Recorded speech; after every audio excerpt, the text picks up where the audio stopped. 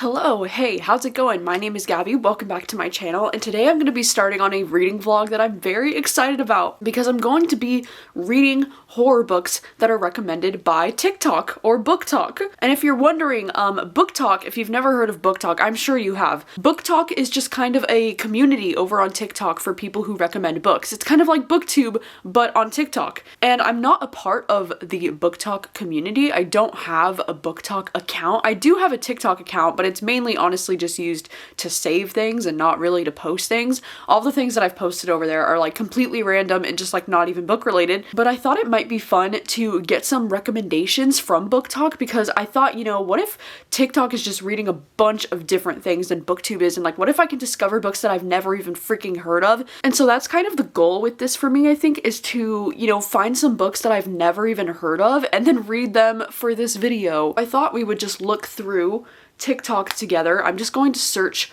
horror books and see what we can find. I might not be able to play the audio on these depending on if there's music in this TikTok. I'm not too sure yet, but okay, so we're just going to search horror books and hit enter, see what we can find. Okay, so let's see. Let's see this one. I am not beautiful atmosphere. Read You've Lost a Lot of Blood by Eric Soroka. Leave you absolutely speechless. Read Little Paranoias by Sonara Taylor. Okay, I'm curious about this one because she said it's like short stories, and short stories is something that I really like in horror, and she said some of them are even only 2 pages long, but they're still scary. So it's Little Paranoias. Okay, I'll take a screenshot and come back to that. See this. My recommendations for some of the scariest books I've ever read. Seed by Anya Albert is about a man that fears an evil from his childhood is now going. I haven't read Seed yet. This was a very unique possession story that was very dread-inducing, and but the I've heard ending of is it. just soul-shattering. Pretty Girls by Karen Slaughter is about a woman that discovers a horrific secret. Pretty Girls is solid. It is one of those books that have. I do own this book, and I haven't read it yet. But it mainly focuses on a group of 4 friends telling. And by Amber Tamblyn is about a group of men that survived a violent sexual assault by a serial offender that calls her. Okay, Any Man is a book that I have heard of, but like not too much about it. I think one of my friends, Elizabeth from Reading Riley, I'm pretty sure she read this, and I'm pretty sure Ashley from Ashley's Little Library read this, but I have been intrigued by this, so I am going to take a screenshot and then maybe consider this one, because even though I've heard of it, I don't really know like anything about it, but it's been something that I've had my eye on, if that makes sense. Here's some more books that had me on the edge of my seat the entire time. The Cabin at the End of the World by Peter Tremblay. Solid. I mean, solid recommendations. I've read all of those though. Ooh, what the fuck did I just read books? Tender as the Flesh. Push. Yes, solid rec. Yes, Dark Matter. Oh my god, I hope there will be a book I haven't read here. I've read Leave the World Behind. I've read No Exit. Hey, and I've read Behind Closed Doors. Well, shoot. I mean, all solid recs. I've read all of them though. See, this is an issue that I was not really anticipating for some reason, is the fact that I would have read all of the books being recommended for some of these. So that's kind of a bummer. Let's see. Convincing you to read these 3 books by reading you their first paragraphs. I don't think I'll be able to play the audio on this because there's music, but let's see what's in here. Dirty Heads. That cover is like one of the most disturbing things that I've ever seen in my life. Dirty Heads. That looks very like, it gives Eric LaRocca vibes. I'm kind of intrigued, to be honest. I feel like I kind of want to just like screenshot this and look more into it. Let's see. This account keeps popping up a lot for horror book recommendations. Oh, I've heard of this. Yeah, I don't know if I'm into splatterpunk. Oh my god, Dirty Heads. It pops up again. I feel like this is a sign that I need to read this one for sure, right? Ooh, books that felt like A24 horror? Okay, yes, brother, agree. Okay, House of Hunger. I haven't read that, but I'm familiar with House of Hunger. But I could do House of Hunger. Let's see what else. Oh, okay, I've heard of that one. Slewfoot. I have read Patricia Wants to Cuddle. Okay. I mean, I could do House of Hunger. I will screenshot it and come back to it. Okay, let's try one more. This fucking book made me sick to my stomach, destroyed me emotionally. Oh my gosh, Any Man again. Okay, I feel like that's a sign then that Any Man needs to be one of the ones, because it's just, I've seen it everywhere now. Alright, so I have built a TBR with 4 books that have been recommended by TikTok. The first book that I know that I'm for sure going to be getting is Any Man. This one is just one that I've been hearing about that sounds really interesting. It's something that I've been wanting to give a shot, and the fact that it was mentioned in several TikToks is just a big sign to me that this is something that I should be choosing for this video. I'm also going to check out Dirty Heads. After looking on Amazon, I realized that this one says it's a novella of cosmic coming-of-age horror, and honestly, the cover looks so much like something Eric LaRocca would have written, so this just really has me intrigued, and I really do love cosmic horror. It's not something that I think that I read a lot of, and so I'm definitely interested in reading this one. I'm also going to be checking out Little Paranoias because this one is also a novella. It's only about like 150 pages, I think, but this one's a short story collection, and I absolutely love horror short story collections. You know, I've talked about this. It's one of my favorite things, so I'm definitely going to be checking this one out. I think I'm going to be reading House of Hunger. This one is available at my library, so I just requested a hold on the physical book, and I think this one does involve vampires if I'm remembering correctly. I have obviously heard of House of Hunger because I've seen it around booktube quite a bit, but I'm not totally familiar with the plot of it, so I think this will be a fun video.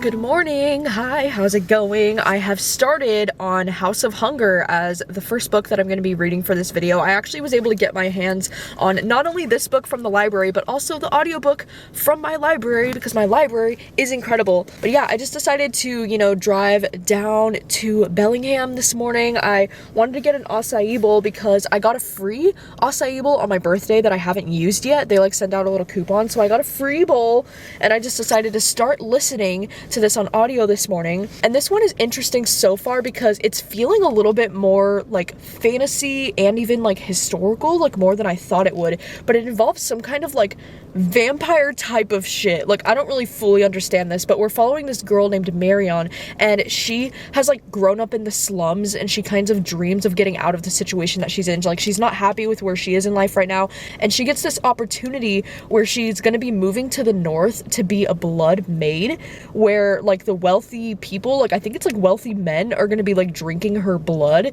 and it's like very frowned upon. Like, her friend is like, you need to have a respectable life and a respectable job, and she doesn't really support her in this decision, but it's something that she feels like she needs to do. I don't know, I feel like there's a lot of politics being set up so far because there's different like houses.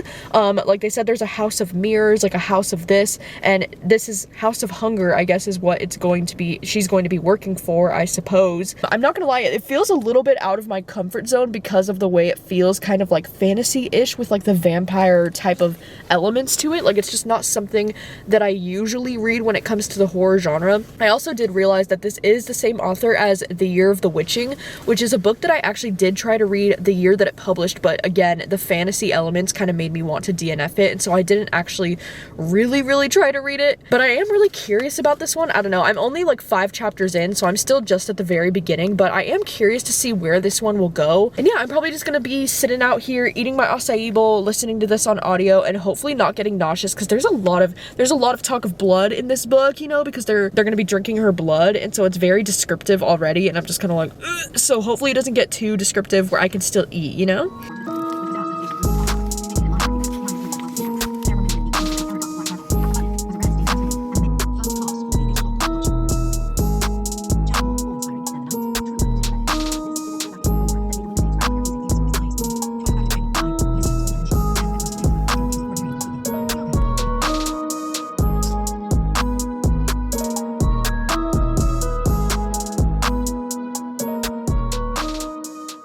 Hello, it is quite later in the night. It's about 10:30 at night, and I wanted to do an update because I have still been reading House of Hunger today.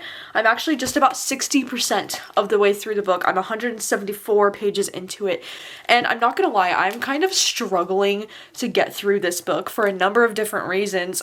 The main one being that I feel like this story is just really slow moving and that it's just kind of boring sometimes.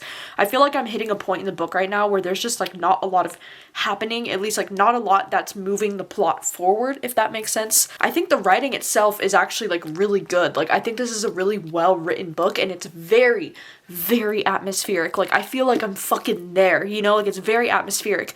But I also just feel like I don't care as much about the characters as I want to, and I don't know if that's because the writing kind of does have this like historical fantasy feel to it, and it's just usually not my kind of book, you know. Like I feel like this book is not a good recommendation for me as a reader, and I can recognize that this book is probably great for other readers, and I can totally see why. It's just not my cup of tea. I also think too, this is so stupid, but the descriptions in this book are so incredibly gory that it was literally making my stomach like flip upside down, and like not in a good way. I was like, ugh. Like it was disgusting, you know, because this does have a very, you know, it has a vampire vibe to it, you know. So there's a lot of scenes where these girls are poking themselves with needles and like letting these other people, you know, suck their blood and like suck on their arms and their veins and shit, and like it is a lot for me.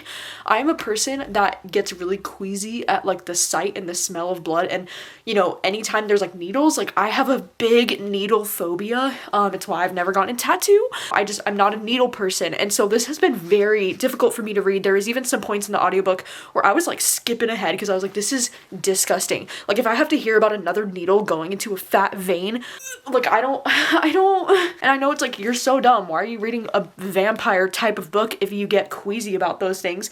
But it's like, it's very hit or miss for me whether or not I get like kind of nauseous reading those things. Because this book, in a way, it does remind me a little bit of like A Dowry of Blood, just because of the whole like sapphic vampire vibe to it. But I just feel like this book is not nearly as interesting or as good as A Dowry of Blood. And like A Dowry of Blood, yeah, it also kind of made me nauseous, but maybe it was different because I was reading that one physically and I didn't have the audiobook. So maybe there's something different about like hearing it, especially while I'm driving. I'm like, oh my god, ew. So I don't know what the situation is. I feel like it just might be this author's writing. It's like, it's good writing, and I recognize that I'm just being bored to tears or I'm feeling nauseous. It's like one way or the other. Like I'm either bored or I'm nauseous. There's no in between. But I feel like I'm still going to try and finish this book, especially because it is so short. You know, I only have about 100 pages left.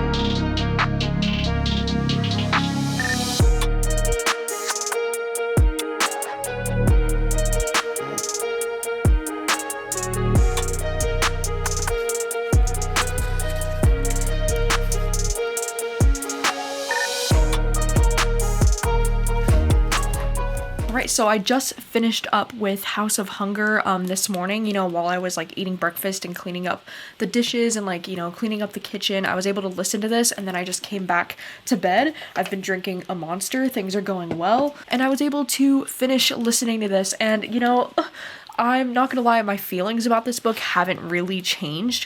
I will say that in the second half of the book, or like what I've just been reading recently, I feel like the horror aspects of the book definitely ramped up towards the end, and it started to feel more horror. But I still feel like I stand by everything that I said in the last update, whereas I feel like this is a really good book and a really well-written book. It's just not exactly for me, or not exactly like my kind of taste in books.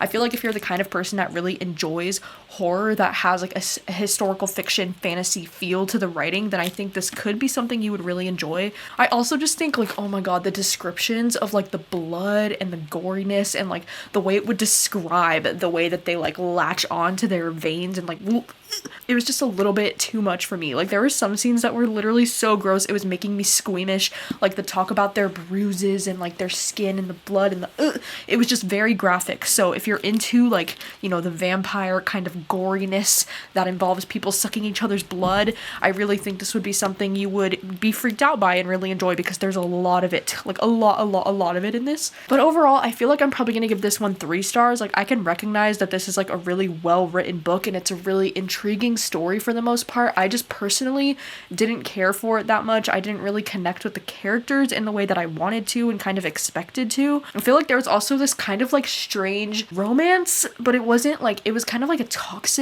romance situation that was happening throughout the book, and I feel like the ending wasn't as surprising as I would have expected it to be. Like, I feel like the ending was a little bit predictable with the direction of like where that was going. But I don't know, otherwise I thought this was fine. It's just not exactly my thing, and I can recognize that. So hopefully I have a little bit of better luck with the next read.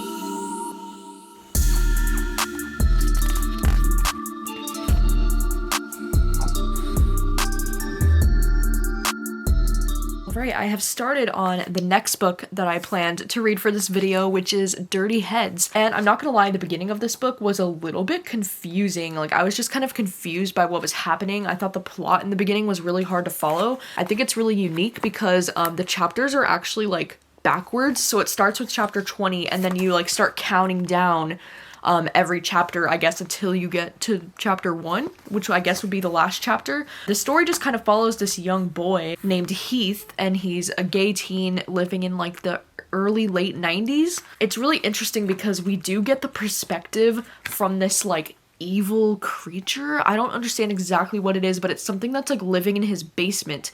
And I feel like the real horror of this book didn't really click for me or start to make sense until around the 50-page mark. And I'm about 65 pages into it right now. I'm just about halfway through. And I feel like so far this is really interesting. Like, I don't know if I'm obsessed with the writing style of it, but I do really like the idea of this, I think. You know, on the back of this book, it describes this book as part cosmic horror and part coming of age, which I do think is pretty accurate so far, because I feel like there are parts of this book that just kind of read like a typical like coming of age, kind of like a teenage boy in high school, kind of like day-to-day type stuff. Then also like the, you know, perspective of this like evil entity or like whatever it is genuinely really creepy, and I feel like it's really well written in those parts. I also feel like there is a lot of, you know, different commentary in this book that I'm finding interesting so far. Like, one of the first quotes that I put a tab on was when they said, "Homeless people are like ghosts that people walk through. I'd forgotten how it felt to be seen." And that was like really interesting. I was like, whoa, like there's just some random lines like that about like society or like the world, or I'm just so confused like what is happening in this book. Like, I think the story is about how this teenage boy is getting possessed by this evil entity or like something of that nature is happening. Even the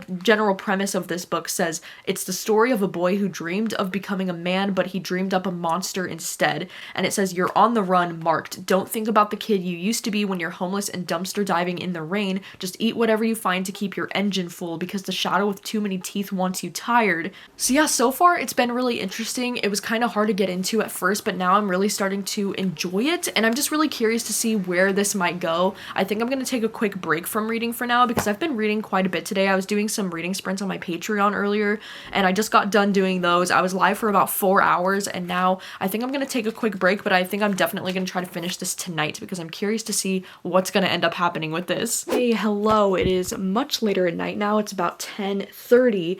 I had a really lovely afternoon. I was able to go to the gym. I had a nice dinner. I watched a movie with Rachel and Obed, and then I just laid here in bed and finished reading Dirty Heads. And unfortunately, I feel like I'm probably going to end up giving this book 2 stars, which is really unfortunate because I feel like this book had a lot of potential to be something that I could have really enjoyed, but I feel like there were so many things about this book that just fell flat for me, because first of all, I feel like I never really connected with like the writing and the characters in this book. I just never really felt as invested as I feel like I should have been. I'm not sure if I love the idea of getting the perspective of like this evil entity in this book, because at times, like, sure, it was a little bit creepy in the beginning, but then for me, it quickly got kind of cheesy and repetitive as the book was going on. Plot-wise, like, there was just not that much happening in this book. It really did feel more like a coming of age as opposed to horror, or at least for me, the horror elements of this book feel like they don't even really kick in until like those last 30 pages. And like, yeah, even though this book is only about 130 pages long, it feels like it took a lot longer for me to get through this book than it should have, because I wasn't as invested in this as I wanted to be, and the horror just never really went there for me. I mean, I feel like, don't get me wrong, you know, shit definitely hits the fan in the last 30 pages of this book, but by that point, I just didn't really care anymore, and I was just finding it to be very cringy. I will say, though, that I do appreciate horror like this because, you know, I get that this book is trying to show all of the horror that is coming of age, you know, like growing up is really scary. I appreciate the perspective of a queer teen living in the 90s and how that was kind of horrific in its own way because you don't know if your friends and your family are going to accept you for who you are. And I appreciate some of the conversation of that was in this book, even though I wish there was even more of it. It was like barely touched on at a few parts in the book, but I feel like that could have been used even more. But I just feel like this is not my usual kind of horror book because I feel like at the end of the day, the general plot of this book is just something that I wasn't really interested in.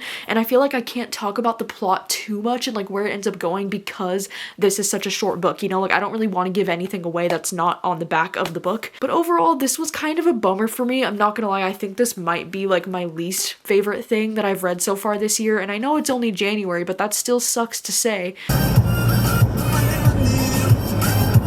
Okay, hello, it's the next morning. I decided that I wanted to come out to one of my local favorite coffee places and maybe just get like a breakfast sandwich, get some coffee and chill. And I thought I would bring my next read with me. This is Little Paranoias. This one is the one that's like a short story collection. So I thought this would be perfect to bring because I can either, you know, read it all while I'm sitting there or I can read as many as I want because they're short stories and it doesn't really matter. And so let's go inside. Ooh!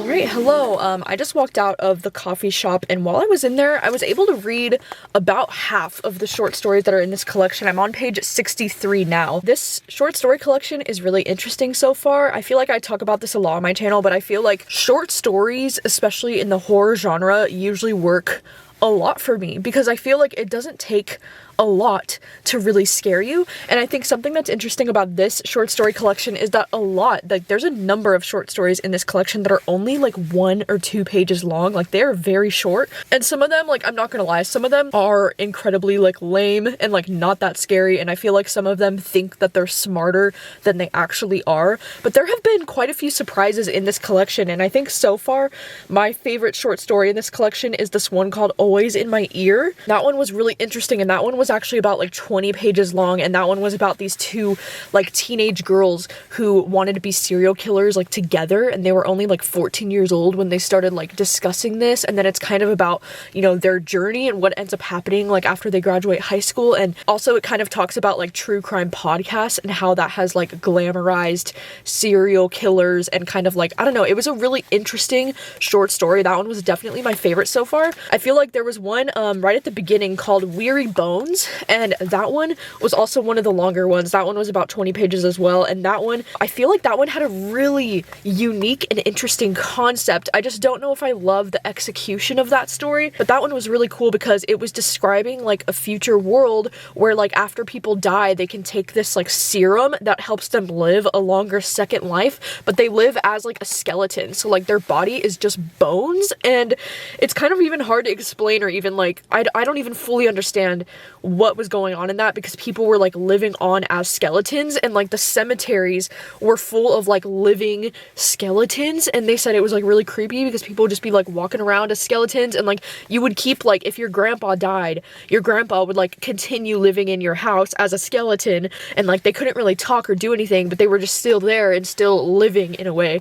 I don't know, it was a really cool concept. Like I was really fascinated by it. I just don't know if I loved, you know, the execution of the story. It almost felt kind of like a romance at times, which was also kind of weird because it was following these two characters who like worked at one of the living cemeteries, and then it was talking about like their relationship over time. Like, I don't know. It was a very strange story, but I really liked the concept of it. And I feel like, I mean, so far, this is my favorite thing that I've been reading for this video so far because this seems like it's more like right up my alley with what I look for in horror. So I am really curious to, you know, finish the second half of these short stories and see if I find any more favorites.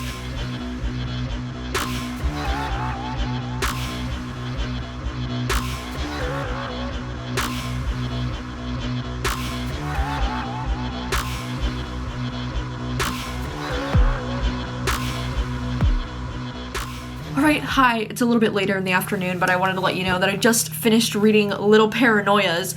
I decided to come over here and sit at my sister's desk over by the window because she gets really great lighting over here, and as much as I love reading at my desk, it's a little bit darker over there. But I don't know how I feel about this book.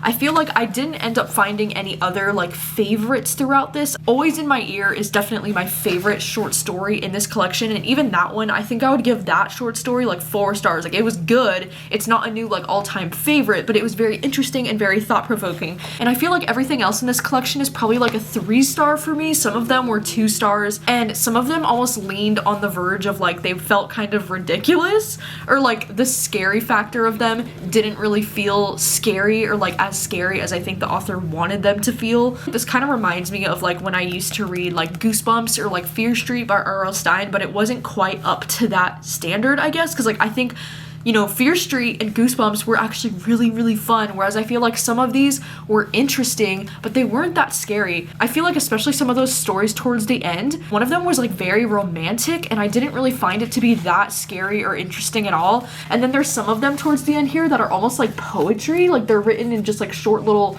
stanzas like that, and I don't know, like it just, those didn't really do much for me. I feel like it's really hard to rate, you know, short story collections like this because I have different feelings about every short story in the collection, but I feel like I can't give this more than 3 stars just because most of the stories I thought they were just fine. But I do enjoy short story collections that are under the horror genre. I feel like those are the ones that I enjoy the most just because horror is such a fun genre to read like short little snippets of them. But yeah, I mean, with that being said though, I still think this is my favorite thing that I've read for this reading vlog so far, but I think that's just because this reading vlog isn't going very well. I mean, as you can, you know, see from these first 3 books, I haven't found anything that's like a new favorite. All of these books have just been okay for me, and I don't think I'm like exactly the audience for these books, but I'm hoping with Any Man that that one is going to be a winner because I have heard so many friends that I have very similar reading tastes to really enjoying Any Man, so I'm hoping, fingers crossing, that I can find a new favorite with this last book that I'm reading for this vlog.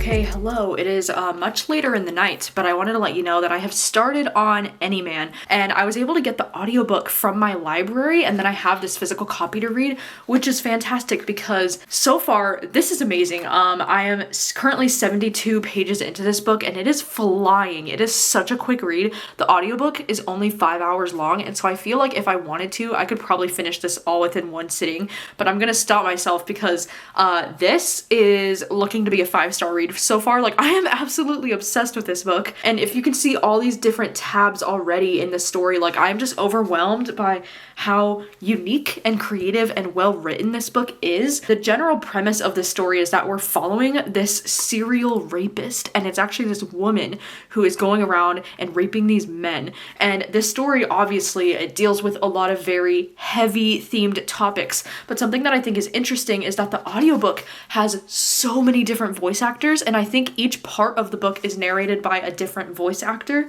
It's really interesting because right at part 1, like the very opening line of this book just says, "Am I in a body? No body answers." It's kind of like this guy who's like waking up after the assault is like kind of how this book starts, and he's like, what is feeling? Nobody answers. And it's kind of like his story about how he's figuring out what's happened to him, and he says like, yes, I'm still breathing, no, I am not living. It's just very sad and very real. And you know, right away we get to find out that there was this man named Donald Ellis, and he was like attacked, sexually assaulted. It's just very intense the way that this is written, because then right away we get like the detective who's like asking him questions, and you know, the detective's like, aren't you ashamed of yourself? What are you going to do if the offender is someone you know? What are you going to say to the offender when you see them in court? Do you think everyone will look at you differently now? Do you think you'll sleep okay in the coming decades? Do you think this is your fault? You do, don't you? What will your wife think of you? How are you going to tell your children? The way this is just so straight up, like the way that society treats victims of these kind of situations. Like, it is just hitting it on the nose.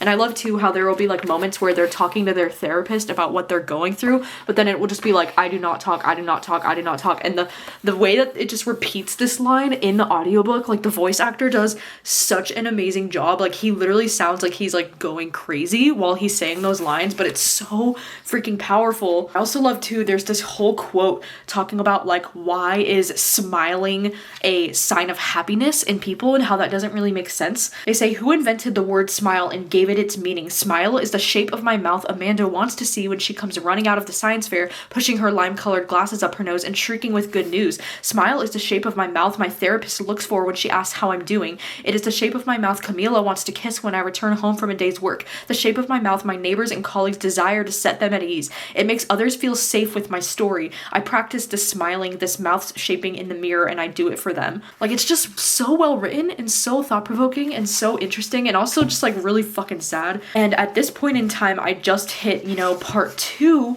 of the book, and I feel like there actually are a couple different parts in this book, and it looks like even in this physical copy there's gonna be some, like, I don't know, pictures throughout the book, which I think is really cool. And part 2 has started in the most interesting way, because now it looks like it's a chat room, and this is with her second victim. So it's really cool though, because I feel like this entire story is told from these different men's point of views who are all the victim of this girl. And it's interesting too, because not only is it all like chat room style, like it's just showing like their chat room kind of situation, but then it's also interesting because it'll show like how he like posts a comment and then he opens a new tab, and like kind of what he's doing on the internet without us actually like being in his head, if that makes sense. Like, I don't know, the way this is written is so fascinating, it's so unique, and I feel like every part of the book is going to be told from the perspective of a different victim of hers, and I just feel like this book is gonna knock my socks off. Like, I can really feel like this is gonna be a 5-star. Like, could this be my favorite thing that I've read this year? I don't know, I'm obsessed, I love it.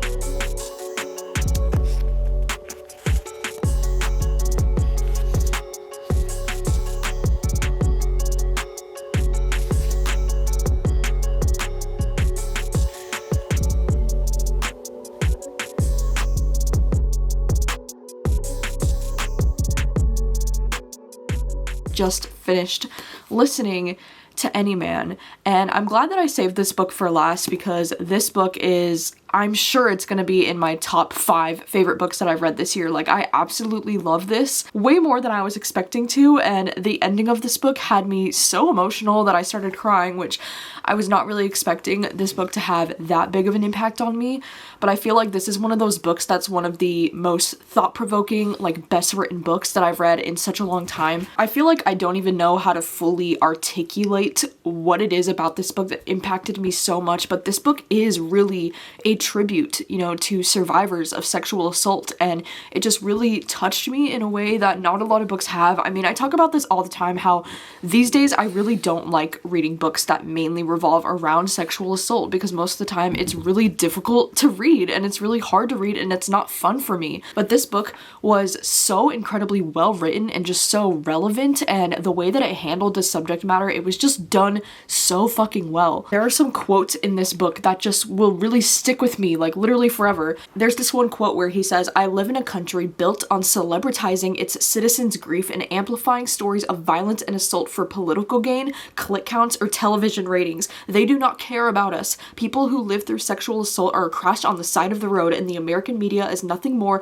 than cars slowing down just long enough to take a peek, just long enough to take a picture before speeding off to their next fatality. We are a country that capitalizes on the fetishizing of felonies, a country that says innocent until proven guilty, even though the proving of assault is nearly impossible." And there are just so many great quotes like that throughout this book. I feel like there's also a lot of really great discussion in this book about, you know, men being sexually assaulted, and it's not something that I've read about very often, to be honest. Like, this topic of men being the victims of sexual assault and how society just does not accept that. And I hate the like toxic nature of like this expectation we put on men in our society, how like, oh well, how is it even possible for a man to be sexually assaulted because he has to be aroused in order for anything like that to happen. Like, absolutely not. Like, what are you, like, these people are fucking crazy, and I know there are people out there that literally think this way, and that's what makes it so hard to, you know, read something like this. And there's even a moment in this book where these women are all having this talk show, and it's a really actually cool moment in the audiobook because the audiobook makes it sound like a literal talk show on TV. Like, it has all these women talking over each other and voices and music, and it sounds really cool. All right, here's a clip of the audiobook for this part that I was talking about, where there's like a talk show moment.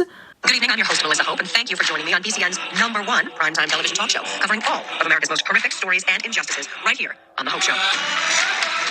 Our top story tonight, male sexual assault. And how it functions. Oh, well, you know what, Melissa, I am, okay, guys? And believe me, I know how it functions. I know you do too. I know my way around it. You know, okay, and to be serious, there are just a lot of questions here. Like for instance, why didn't these men just push the attacker off them? I mean... But there's literally this conversation between these women where they're like debating, how is it possible for a man to be sexually assaulted? Like, how can that even happen? They're like, the American public wants to know why a guy with that kind of physical build could be subdued by a woman. Like, not only is that totally misogynistic against women in the first place, but like, what the fuck are you talking about? But sadly, it is frustrating and relevant because there are people like this in America who don't think that men can be sexually assaulted. And it's honestly heartbreaking that this kind of discourse even exists when it comes to men being sexually assaulted, because it makes it so much harder for men who have been sexually assaulted to come forward and talk about it because they get shamed by society. There's so much conversation in this book about why it's so hard, you know, for victims of sexual assault to come forward because it's so hard to prove something like that. And then all the time, it's like our culture in the world wants to blame the victim and try to like make it seem like justified in some kind of way. And it's just so brutal and so heartbreaking. Like, there were literally some moments towards the end of this book where we get this perspective from something, like, we do get the point of view of these guys and we kind of get to see what actually happened during the moments when they were sexually assaulted, and some of those moments were so incredibly hard to read. Like, my jaw was like on the floor during one of those moments, and I just burst into tears at the end of that one chapter. Like, oh my god. This was not an easy read by any means. I think if you have any trigger warnings for things like sexual assault or anything related to like abuse or that kind of nature, this is not going to be an easy read for you. Especially there's like some self-harm scenes in this book that are really hard to read as well. But the fucking conversation and the thought-provoking elements of this book make this book top tier for me. Like, this was such a fucking great reading experience. The audiobook is so freaking good, and I just think this book really brings up a lot of really important and relevant conversations and topics that I think are really important to discuss. And I just love when a book can be very thought-provoking in this way, and I know that it's going to be something that impacts me and stays on my mind for a long time. Like, this is exactly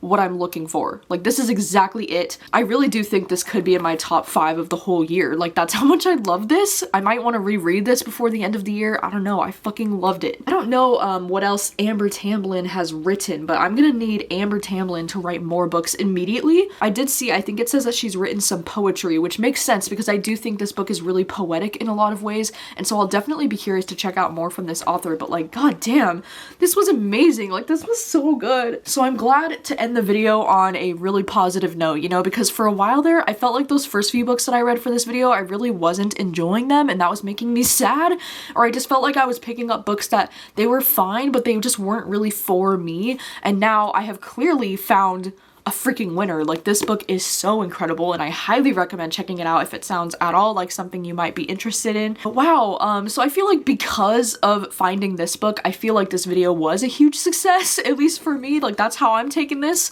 I would love to know your thoughts if you've read any of these books that I just read for this video. What are your thoughts on them? Are you interested in reading any of these now? And also, I would love to know if you'd like to see something like this from me again in the future. I do kind of have plans maybe to make a part 2 of this kind of video, maybe this summer, so let me know if you would like to see another round of like TikTok picking books for me to read. Let me know if you think there's any kind of cool ways and maybe I could change how I go about picking the books that I read for this video. Maybe next time, should I not focus on horror? Should I just do like any kind of book talk recommendations, or do you think the horror is more interesting? I would love to know your thoughts, and thank you so much for watching as always, and I will see you very soon with another video. Bye!